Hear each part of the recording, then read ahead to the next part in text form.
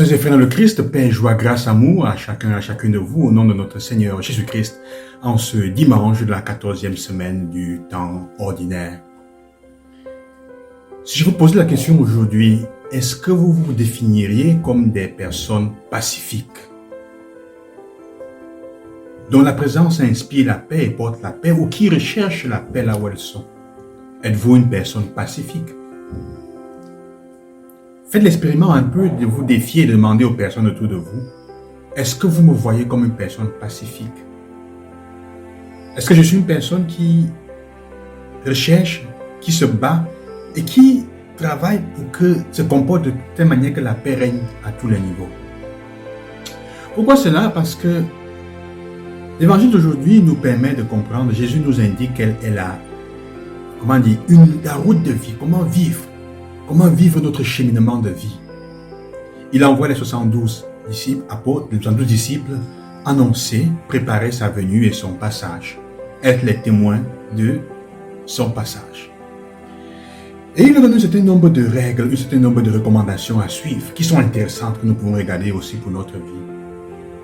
La première chose qu'il leur dit, qu'il les rappelle, c'est que sachez d'abord que vous êtes comme des agneaux au milieu des loups. Au mieux encore, là où je vous envoie aussi, la moisson est abondante, les ouvriers sont peu nombreux. Donc, ne pensez pas que vous allez résoudre tous les problèmes. Ne pensez pas que vous êtes là pour résoudre tous les problèmes. Vous êtes là pour faire votre part. D'abord ça.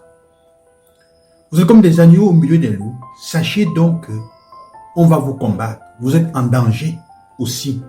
Il y a des personnes qui chercheront à vous faire du mal. Mais cela nous importe aussi intéressant parce qu'il dit, vous ne pouvez pas vous fier cependant aux choses extérieures. Le bâton, la sandale, les salutations des personnes pour vous faire des amis, vous ne pouvez pas vous fier à ça. Vous ne pouvez vous fier au fond que à la capacité de savoir que vous avez un pasteur comme agneau. Si vous ne le faites pas, vous allez chercher à trouver, vous allez être tenté de chercher la sécurité dans des choses qui ne sont pas importantes, qui sont extérieures. Vous allez risquer de devenir comme des loups. Vous allez développer des mécanismes de défense vous aussi. Hausser la voix, hausser le ton pour faire penser aux autres que vous pouvez aussi gronder. Vous pouvez, utiliser la violence. Vous pouvez devenir aussi des loups vous aussi. Alors que Jésus demande simplement que nous soyons nous-mêmes. Soyez sereinement vous-même. Pacifique, personne pacifiée. Une autre chose qu'il demande, le fait qu'il envoie 2 par 2, c'est pour nous faire comprendre que nous ne pouvons pas vivre seuls. Ceux qui pensent qu'on est fait pour vivre individuellement et que chacun ne peut se regarder que son ventre, c'est faux. Ton bonheur ne viendra qu'en travaillant avec les autres. Ton bonheur ne viendra qu'en travaillant et qu'en donnant le meilleur de toi-même aussi pour le monde entier, pour que les autres soient bien. Mais la clé, c'est d'être des personnes pacifiées. La recherche de la paix. Dans la maison où tu entres, offre la paix. Est-ce que tu es une personne pacifique? Demande-le autour de toi, comme je dis depuis. Est-ce que ta manière de parler inspire la paix? Elle dit que tu as la paix. Est-ce que ta manière de regarder autour de toi dit que tu es pacifié, que tu cherches la paix? Comment est-ce que tu réagis pour répondre aux problèmes, aux questions? Quand tu n'es pas content, quand quelque chose t'énerve, quelle est la raison, quel est le but?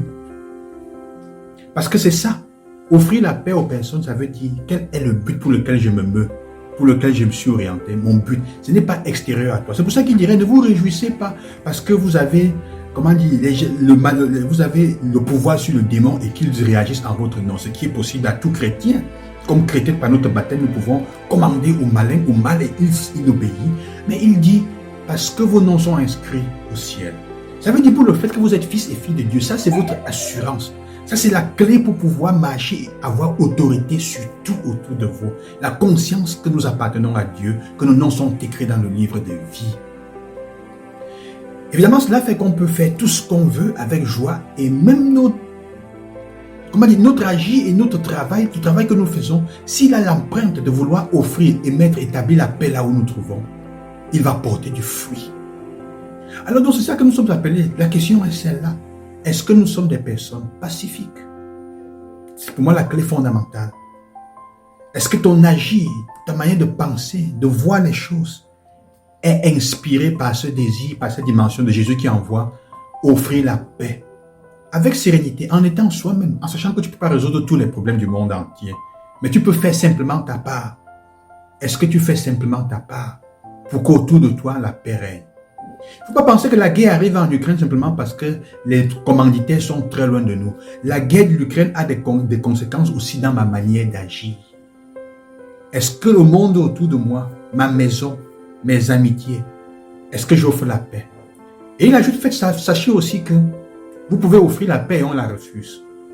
Si tu offres la paix, si tu fais le bien et on refuse même ton bien, tu te comportes comment? C'est là qu'on voit si tu es pacifique ou pas. Et dit, si vous offrez la paix, elle revient sur vous, acceptez-la. Quelqu'un peut refuser ta paix. C'est ça la liberté dans laquelle il a. Alors comment agiras-tu? Va-t'en simplement. Tu n'es pas obligé. On n'est pas obligé d'accepter le bien que tu fais. On n'est pas obligé de l'accueillir. Donc si on ne l'accepte pas, on ne le reconnaît pas, agis en personne pacifique. Que ton action, même en retour, quand tu es rejeté, exprime la capacité de la paix. C'est là qu'on voit le but de ta vie. Dans les moments de conflit. Les conflits vont naître. Comment est-ce que tu vas te comporter? Tu vas obliger les gens à accepter ou tu vas t'en aller simplement aussi?